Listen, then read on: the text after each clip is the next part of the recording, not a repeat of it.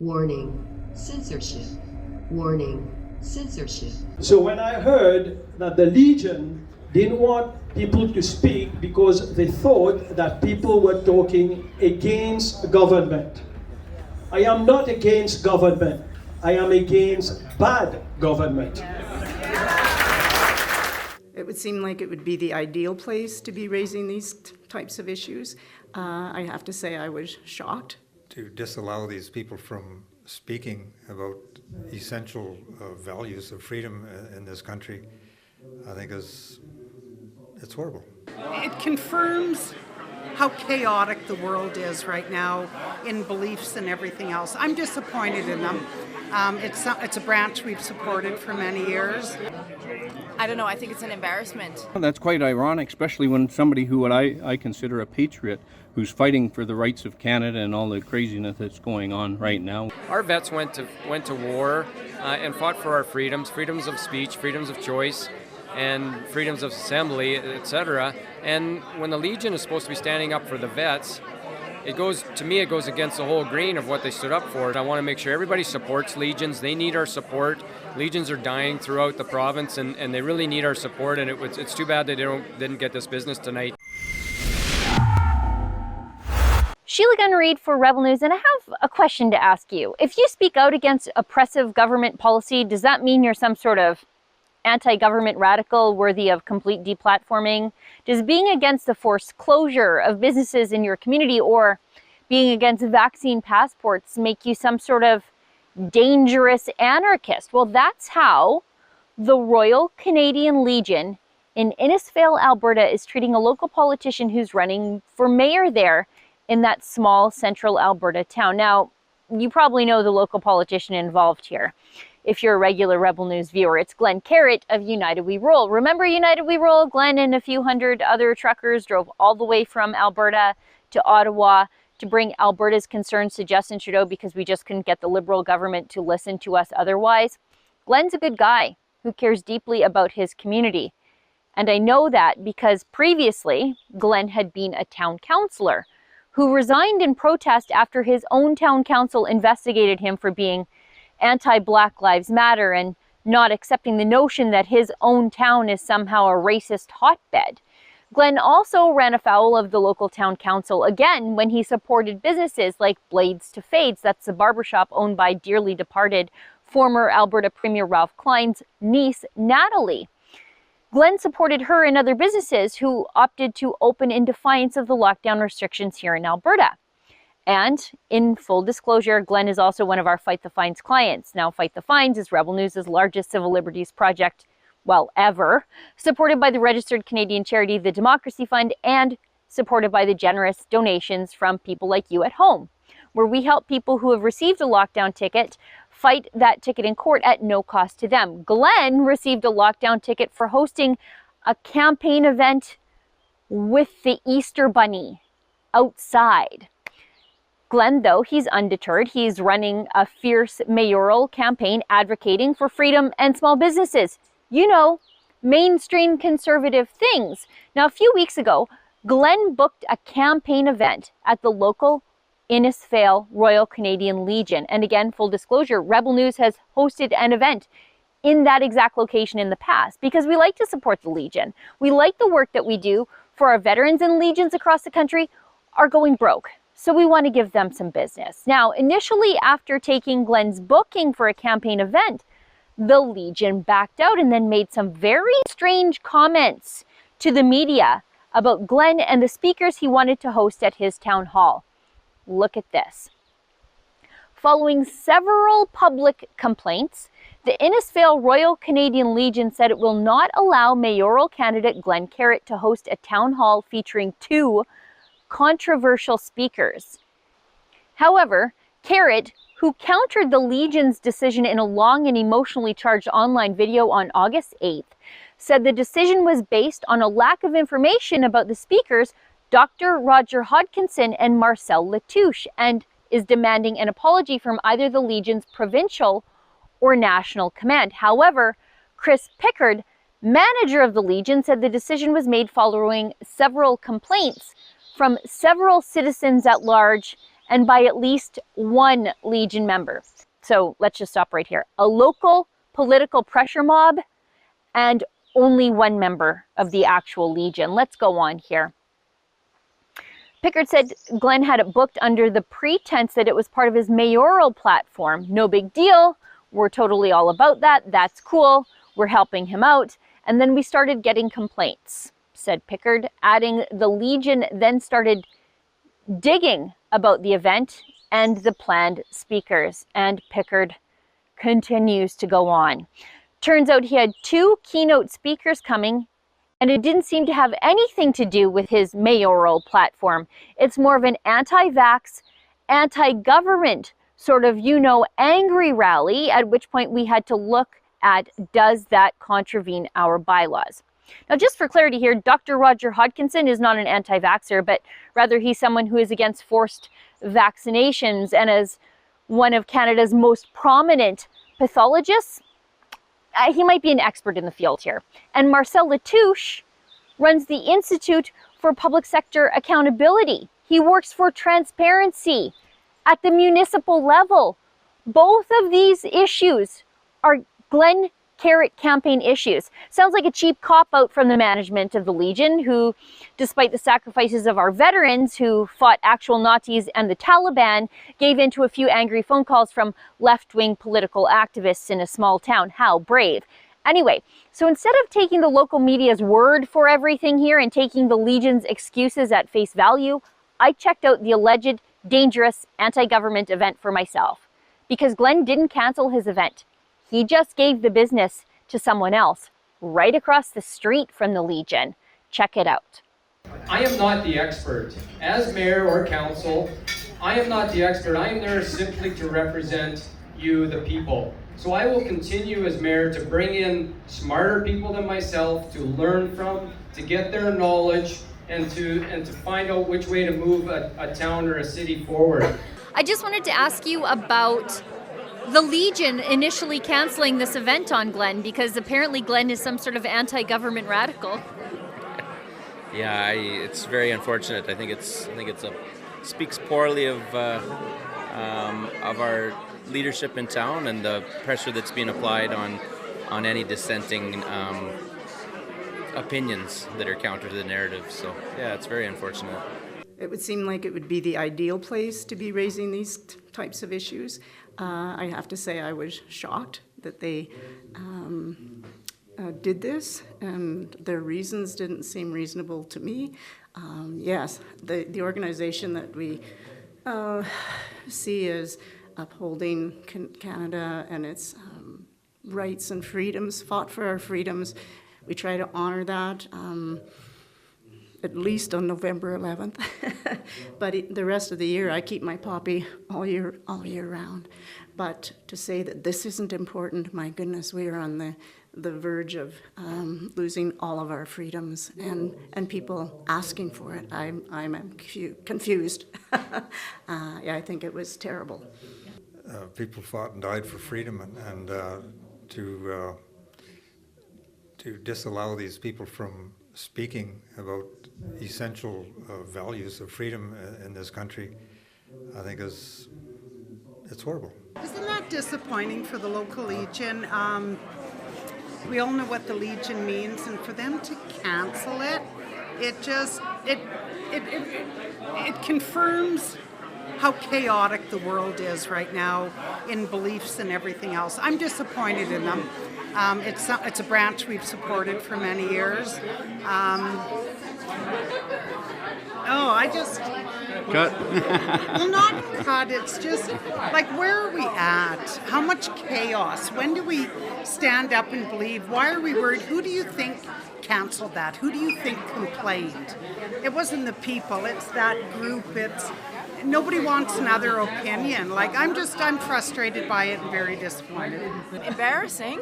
I mean, why would you do that? I mean, listen, I don't know much about the Legion. I'm an immigrant. I don't really have a lot of family, I guess, who interact with the Legion, but I hear the stories from the people around here who have had family members that are in the Legion, and they are just outraged by how they treated him. And I don't know, I think it's an embarrassment. So when I heard that the Legion didn't want people to speak because they thought that people were talking against government. I am not against government. I am against bad government. I don't agree with the Legion canceling it. I think that there needs to be a little bit of accountability put in place over that. You know, the fellows that were speaking here today, they were, there's nothing racist about the people if that's what the case was, or what the Legion is trying to bring the case to be about. So, I don't know. It was a good event tonight. Shame that the Legion didn't host it, but we'll see where everything goes. It's absolutely ridiculous. Why they would cancel an event where we're talking about the freedoms that many of the Legion members fought for in both World Wars. Well, I find it a little odd that they would actually cancel it when they're going to put on other political forums. I think there's a mayor's debate happening there, and they've had other political things go on there. I think this is possibly a singled out thing. Well, it's contradictory, kind of shocking. I'm looking over your shoulder at the Legion. The empty Legion. Yeah. My parents were war students in Holland. All of their high school years were Nazi occupation. And when I was born in Amsterdam, I wasn't very old before I started realizing that something was terribly wrong in the world, and it wasn't that long ago.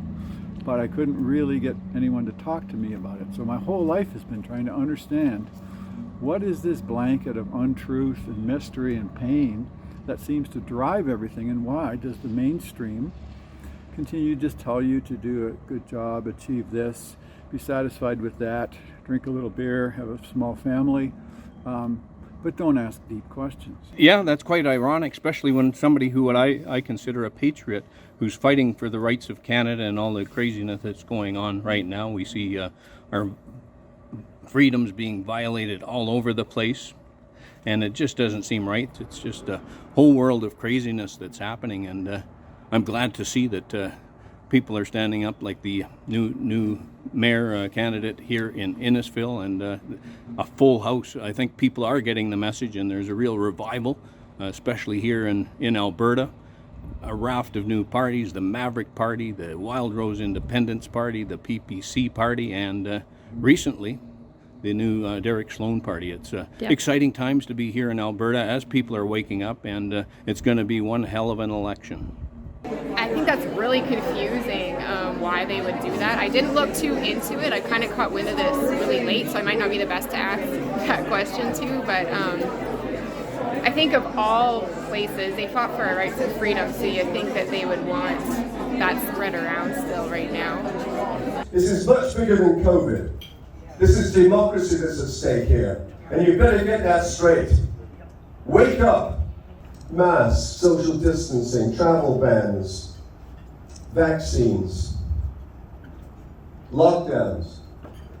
Read my lips. Please repeat after me, one word at a time. They don't work.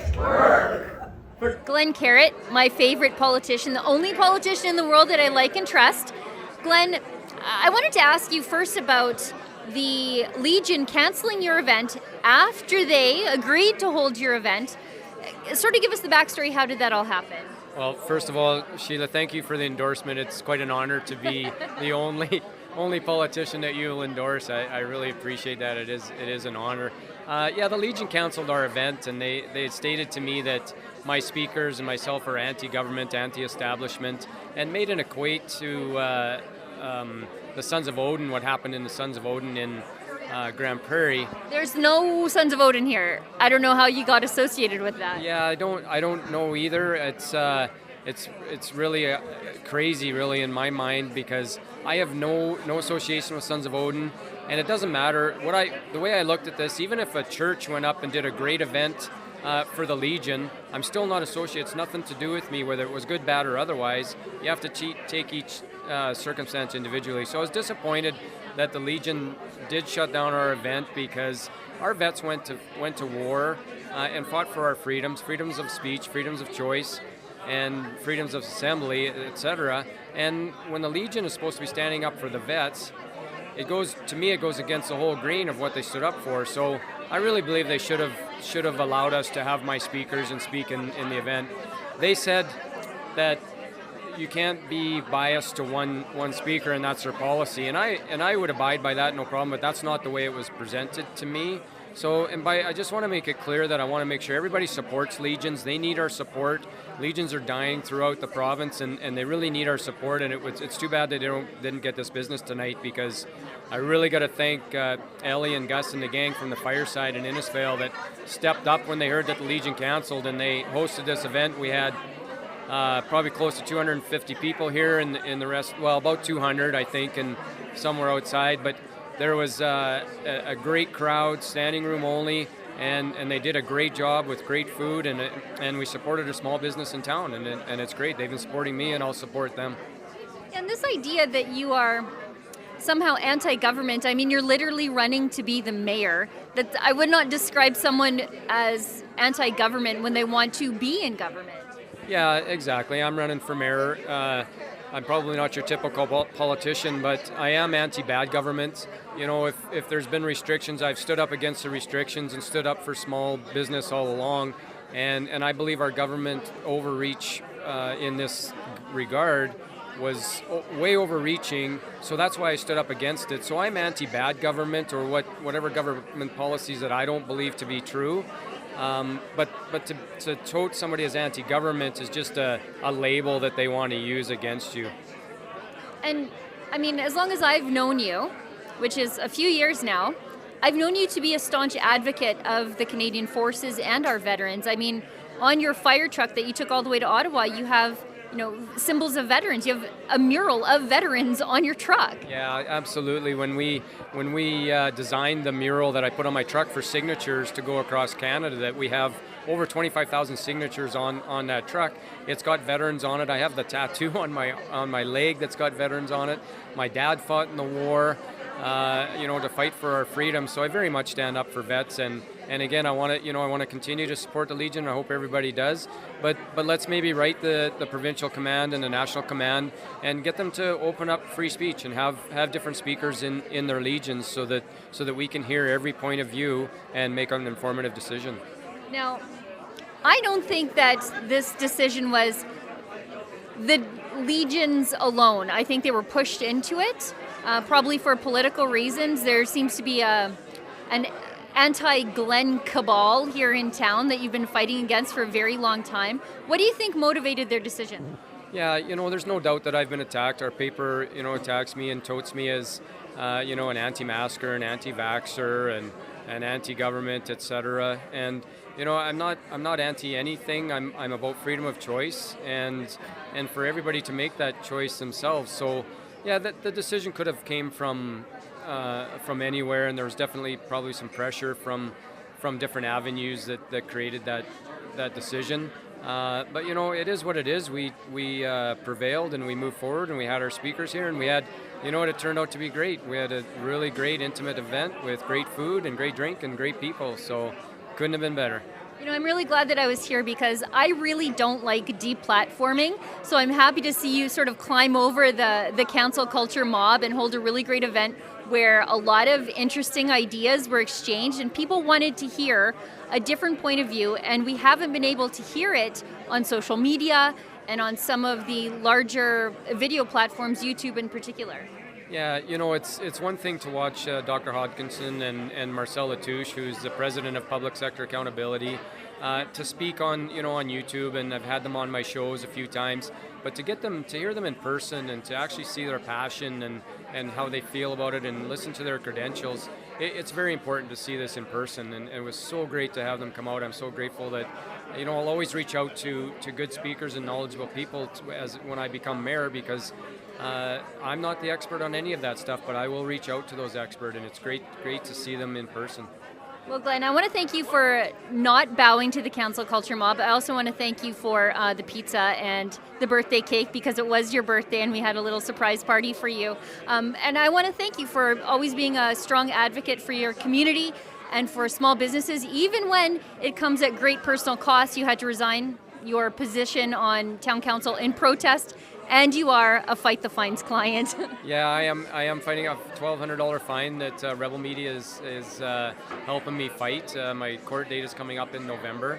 You know, it's absolutely ridiculous. I held an Easter party, and there's been zero evidence of any case being transmitted in an outdoor event. So, you know, I stand up for what I believe to be true. We had a lot of people at that Easter event that believe the same thing. So I will continue to stand up for what I believe in, and as mayor, I will stand up for our community, and I'll try and make changes at the AUMA to have mayor and council have a free voice. You should be allowed to go to events and listen to different people freely, so that you can bring back that information to council and decide as a whole what's best for your community. I'm here with Mary Fleming. Mary, you sort of took things into your own hands when you discovered that the Legion had canceled Glen's event, I guess on the auspices that Glen is some sort of anti-government radical. Tell us what you did, Mary. So the first thing I did is I sent off an email to the Legion in Innisfail, and I could read that to you if Please. you wish. Yeah. So to the Executive Branch, Royal Canadian Legion, number 104. It was with great dismay, even strong emotional distress, and my husband will tell you that I learned about the cancellation of Glen Carritt's event, which was supposed to take place at Legion number 104 on Monday, August 16th, and that is today. Apparently, Mr. Carritt has been accused of being anti-government. Where is your proof of this? Are you simply taking the word of people in the town of Innisfail who dislike Mr. Carritt and what he stands for? Is questioning government policy and decisions now considered anti-government? Did you phone Mr. Carritt and ask him to come in and have a discussion? Since when does the Royal Canadian Legion no longer stand for freedom of speech, freedom of assembly, and freedom of choice? As a member of the team to elect Glen Carritt as Mayor of Innisfail, am I also branded anti-government? My family history in defending this country from tyranny goes back to World War I, in which both my grandparents fought. My father spent 4 years, 1941 to 1945, on a frigate in the Royal Canadian Navy, going back and forth across the Atlantic, protecting the merchant marines from Nazi submarines. And Uncle served in the Black Watch during the Korean War until the watch was disbanded, but remained a loyal member of the military until his retirement. I have two brothers, now both retired, who served their entire working careers in defending Canada during the Cold War. And I have a nephew who is flight commander of Canadian Forces Base Greenwood. He served in Afghanistan for 6 months, and he spent some time flying over Libya. So you know what? That's kind of an unbroken chain of loyalty to our country and to now the Legion. And I am so ashamed that they treated Glen in such a cavalier manner. And through association, I feel like I have been treated in a cavalier manner. And I've written to this Legion branch, and I've written to the Provincial Command in Calgary, and I've written to Dominion Command in Ottawa. Will I get a response? I actually sent them a special delivery, and I have the tracking form from the Canada Post that says they both received my letters. So there's no excuse that they got lost in the mail. I may follow up, Sheila. I mean, I don't know. It's a lot of work. Takes a lot of emotion, time, and energy to fight the big guys. So what do you think is going on here? Because I drove in today to Glen's event. Glen's event is packed. There's over 200 people here. Absolutely. There's 2 cars over at the Legion. One is in staff parking. Mm-hmm. Legions across this country are closing up shop. They're going broke, and yet they're turning down big events, big patriotic events, and denying themselves, starving themselves of the money that they need to do work on behalf of our veterans. You know, this is, I think, one of the top 3 Legions in all of Canada for membership size, for staying open, for having events. And you know, they are an important association here in this town because A, they have the building. We have a lot of our public events at the Legion, and we've always appreciated them. But I think, like everything else that's happened in our country since COVID, they've chosen the weaker side. I want to look them in the eye. I would like to meet with that executive and look them all in the eye and say, you know, guys, you're cowards.